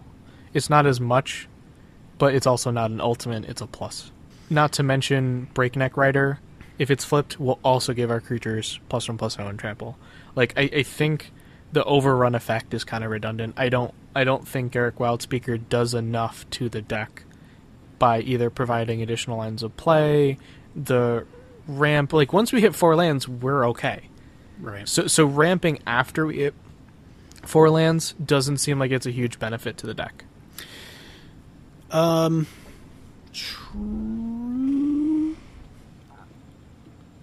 Let me throw this wrinkle in. Kessig Wolfrun. Kessig Wolfrun,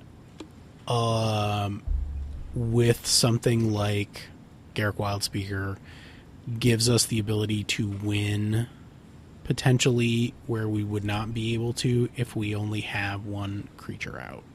I think those situations are too corner case because you have to assume. So your opponent can't have too much of a board state themselves. Sure. You have to have a lot of mana and make sure Garruk is not coming down that turn.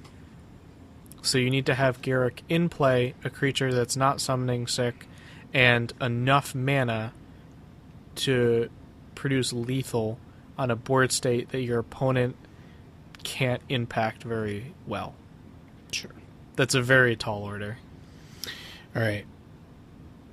So I think we cut one Breakneck Rider for one Raised by Wolves.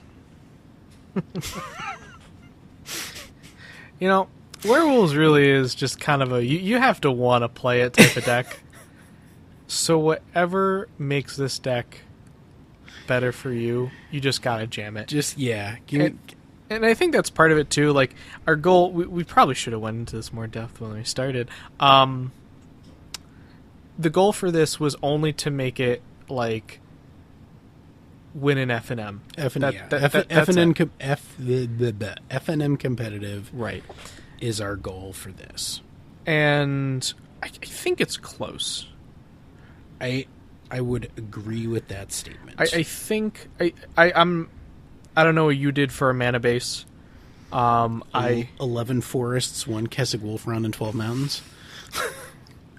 Right, you just did the slot-ins. Okay. Yeah, I just did the placeholders. Really, because of what we're talking about and the level of playing about, I think the mana base is too... it's so incredibly flexible, and you have so many options. Just kind of customize it to budget. I just want to make a couple suggestions for various types. I wish Carpeline Gorge was cheaper still, but it's not. It's at like $10. While they're still not super expensive, all the shocks are still kind of low. Stomping Grounds around 12. If you have fetches from standard, yeah, Wooded Foothills. Put in Wooded Foothills, maybe Windswept Heath. And I mean, honestly, this is probably one of the easiest mana bases you could ever put together. And then you have the red-green Battleland, especially as an extra budget option. I think they're probably... So Rootbound Crag and the Battleland are probably some of your best budget options. Yeah. Especially in a basic heavy mana base. And honestly, I don't really normally recommend just going 50-50 on your mana bases. Like, 50% red sources, 50% green sources. But I think for this, it's pretty close. The only double cost in anything is Breakneck Rider. And Raised by Wolves. It's double green. Sorry, and Raised by Wolves, which is essential. Honestly, it's not even that bad. Yeah, it really isn't. Like, considering what you get out of it, because the thing that you put Raised by Wolves on is going to be able to win you the game the next turn. Right, or and if they're taking care of that, they aren't taking care of the rest of your actual wolves. Right. So what I'm actually looking at is probably something like 2 Cinderglade, 4 Copperline Gorge, 1 Firelit Thicket, 5 Forest, 1 Kessig Run, because I don't know why you wouldn't run it. I mean, it's basically free. It's fine. You have enough red and green sources. 5 Mountains, 2 Stomping Grounds, and 4 Wooded Foothills would probably be where I would start. I don't know. I mean, other utility lands, like you could certainly run. This is a deck where you could certainly run probably 4 Rootbound Crags. I mean, or like 3 pretty safely between the Cinderglades and all the basics. I mean, I don't think you would have an issue running them. I don't think so. And especially since the majority of the time, your ideal turn 1 play is going to only require colorless anyways. Like, get Vial out there any way you can. Yeah. I mean, it's not worth it to just quickly mulligan into Aether Vial, but it's definitely kind of close. So let's see here.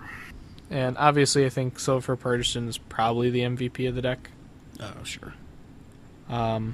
Also, we should probably actually read out what list I think we're kind of ending up at.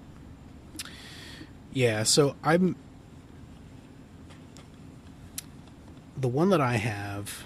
So here's what I have right now: 4 Young Wolf, 4 Mayor of Averbrook, 3 Breakneck Rider, 4 Gaia Reach Bandit, 4 Silver Fur Partisan, 2 Huntmaster of the Fells, 4 Aether Vial, 4 Lightning Bolt, 4 Citizen Tactics, 2 Arlen Cord, 1 Raised by Wolves, 2 Cinderglade, 4 Copperline Gorge, 1 Firelit Thicket, 5 Forest, 1 Kessig Run, 5 Mountain, 2 Stomping Ground, 4 Wooded Foothills.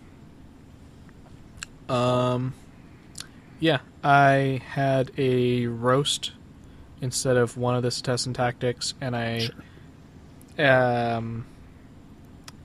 I'd be willing to try a Singleton Garrick Relentless. I could be talked into that. Okay. And I'd replace another Citizen Tactics with it, because that leaves you 7 removal spells, 22 creatures in that version.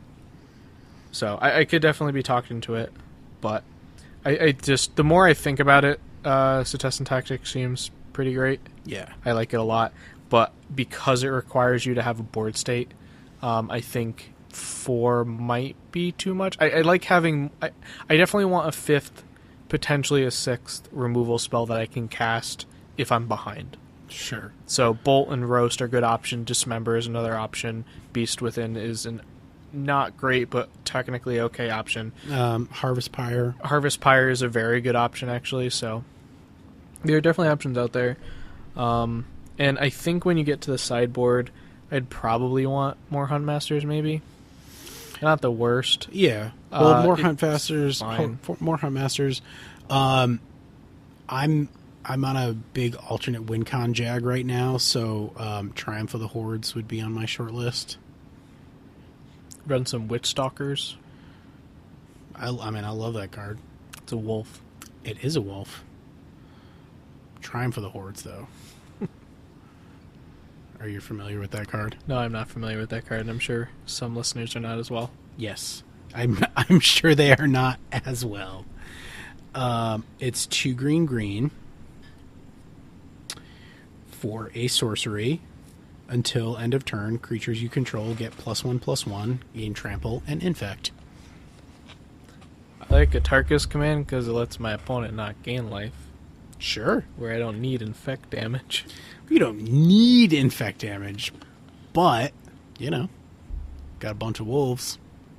Like, in that scenario, it's very, very easy to just like if you're thinking about a regular overrun, this overrun is probably better. I like to sometimes envision like Gatherer as this like deep cave that every once in a while you just kind of crawl out of with these cards like Triumph of the Hordes. It's like, look what I found.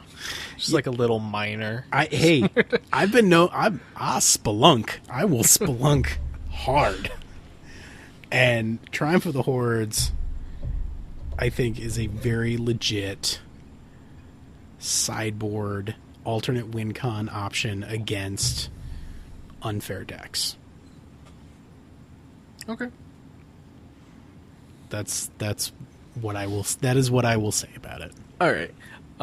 Also on the sideboard line, Ancient Grudge, super good right now. Sure. You want some type of graveyard interaction because in these colors you actually don't have a lot of good sideboard interaction. You could choose Scavenging Ooze. I think I'd prefer to just use Surgical Extraction here. Yeah. It's a lot easier on you. You don't have to have it in play and have green mana up. You can just do it whenever. Oftentimes, the 2 life is going to be better than losing the game, so I think this is a deck for Surgical Extraction as the graveyard hate of choice. Yeah. Agreed. Beyond that, your deck is set up to cast 4 drops, so don't overlook Shatterstorm. Shatterstorm's a good option. Trying to think of other things. Red and green are not the strongest sideboard colors, but you can tune it to your meta. Spellskite is generally a good option. I don't know if it's as good in this metagame. I guess. If your meta is big on Infect and Bogles, yeah, those are both good options. Sure. Also depends on what you have in your collection. That is also very true.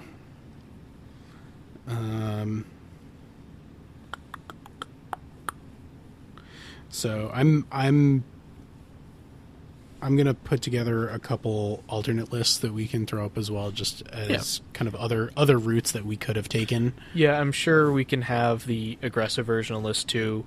That pretty much sums down the 2 major archetypes. Yep. But then beyond that, you can go. And because once again, if we weren't going, we didn't even explore the possibility of, okay, let's not run Bandit and not run the going wide benefit cards. Right. What does the deck look like then if you're just generating value from wolf token producers? So there's definitely a lot of ways. And that's actually kind of the weird thing about it. If you think red-green werewolves, you think like you should be shoehorned in a single direction, and you really aren't. Right. And I think that might also be part of the reason why Werewolves hasn't done well yet, is because everyone's just tried the aggro werewolf beatdown. Right. Hope my guys flip, and it doesn't quite work. You Right. need more there. Mm-hmm. Yeah, I mean, there's certainly, this is something that we sort of talked about a while ago. I mean, you could certainly take it in a control direction and use werewolves, right? It's like the angel thing, Yep. right? Build a control deck and pick your win con creatures. Yep. So if you build like an Isochron Scepter silence control deck, and you want to use werewolves as your creatures, and you can use silence to make sure they don't flip, well, I mean, that's something you could try. I don't know if it's great, but it's there. It exists. Those cards exist. Those cards do exist. I now remember you sending me that deck list. I believe you said that silence seemed like win more. I did. To which I replied, what do you want to win less? And you said, it's not good, don't make it. And I said, I won't make it, but it exists. All of those cards are modern legal. Yeah, well, so I think I would have liked it more if activating Isochron Scepter with silence on it made sure that your werewolves would actually flip? Like, if you could just go Isochron Scepter, Silence, and start doing that for a really long time, and just, like, play your werewolves. But all it does is actually just stop them from flipping back over. Well, in the Gyre Reach Bandit scenario, then you just dirtle for the first 2 turns, or you set up your scepter.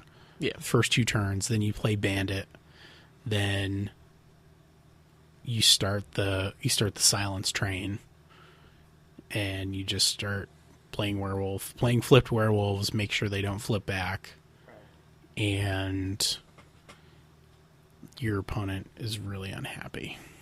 Yeah. On the Isochron Scepter note, I probably have 2 comments, and that's about it. It's not good, don't play it. If you look back, a lot of people played Isochron Scepter in things like Jeskai Delver lists when Modern first started. And then people stopped. And there were reasons why. Yes. And with so many Stony Silence, Ancient Grudge, Shatter Storm, Yeah. interact with every artifact ever going around, You might get him game 1. you might. That's probably about it. Side him out for game 2. Yeah. But then I don't know what your alternate plan is. The second thing I'd say is, if you're going to go Isochron Scepter Silence, you can't just throw it into werewolves. You probably have to go deeper than that. Which brings us back to Dawn Charms. Yeah. Because I've put Dawn Charm in an Isochron Scepter before. It's pretty good. In an Angus Mackenzie Turbo Fog deck. Less good. I put Counterspell on Isochron Scepter once. My opponent refused to scoop. Just always assumed he'd be able to play through it, as if I didn't have another Counterspell in my hand. Right. Beyond the Isochron Scepter. I think we finished game 1 with 18 minutes left. Yeah. Oof. Woof. I mean, I obviously won. Like, how could you lose? I have Isochron Scepter Counterspell. I never played that deck again. I'm not surprised. People got upset because I was playing, like, Doran, the Siege Tower mini midrange in Tiny Leaders. That was my Tiny Leaders deck. And people got upset because it was just a lot of good cards, and they were playing, like, whatever they wanted to. It was a brand new format. And Right. I was just like, this is what I want to play. I want to play a mid-range deck where everything has to cost 3 or less. And I did. And something about Doran, Tarmogoyf, Nyxfleece Ram, Sinkhole, Cabal Therapy, Thoughtseize, Inquisition, and Kozilek Smother wasn't fun to them. Oh, Swords Package and Stoneforge Mystic. This deck was sweet. I miss it so much. And people got upset, and I said, fine, I won't play it again, and I played Angus Mackenzie Turbo Fog. How'd that go? I mean, both weeks went great. Like, Doran was great, Angus Mackenzie was great. Sure. Like, I don't know. Everyone was playing creature decks, and I played all the fogs. Like, Yep. just went well. My win cons definitely included an Elixir of Immortality. Yeah. I don't actually... We have talked about that. I don't remember how else I won. Oh, no. Dictate of Griffix and Howling Mine with Elixir of Immortality. And Memory's Journey. The 2-mana spell that shuffles cards, 3 target cards from a graveyard into your That's library. right. Yeah. And it has a flashback cost. So it's like, wow, you got rid of my Elixir of Immortality. Well, I can still buy, like, 6 more turns. You're probably going to lose by then. Do not like. I mean, no one liked it. Yeah. Like, that's like sure. the sentence, if the Turbo Fog player isn't having fun, no one has fun, has a much deeper meaning. It's because no one's already having fun. Right. I would not recommend. It's like the Taking Turns deck, but with, like, added salt. Deck is already plenty salty.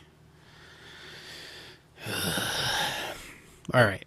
So now that everybody's done, like, throwing up in the back of their mouth a little bit. Man, I hope I can dig up that list somewhere. Too bad no one plays Tiny Leaders anymore. Yeah, that was a thing for like a hot minute. A lot of minutes. I took up a lot of minutes with Angus Mackenzie. You took up all of the minutes. All the minutes. Yep.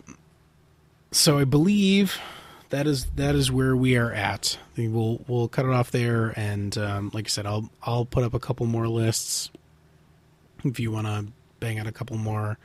I went down the road a little bit on the Teamer version, just because I just want to make Teamer happen so bad, and it's just not happening. I mean, it is happening now. You have Ancestral Vision, Tarmogoyf, Delver of Secrets, Okay, Chaser Mage, Yeah, that's Snapcaster Mage. That's happening. That's real good. Yeah. Yep. Teamer's good. Lots of real good cards. Yep. So that, as they say, is that. I'm drawing a line in the sand. By the next time we do an audio podcast, we will at least have a prototype playmat.